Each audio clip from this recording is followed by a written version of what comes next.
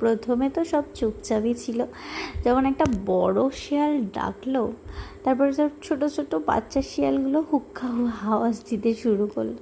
মানুষের বিবেক এবং মানুষের মানসিকতা এত নিচে নেমে গেছে যে ক্ষেত্রে বলার কিছু নেই। তবুও কয়েকটা কথা বলতে চাই।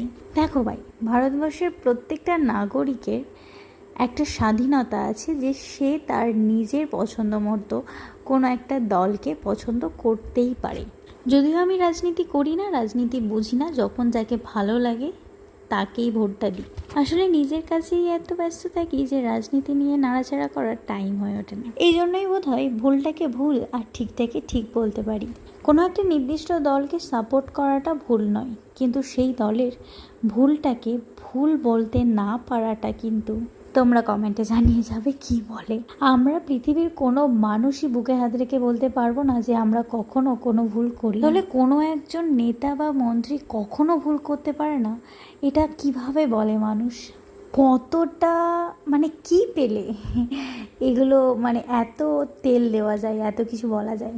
তোমরা কমেন্টে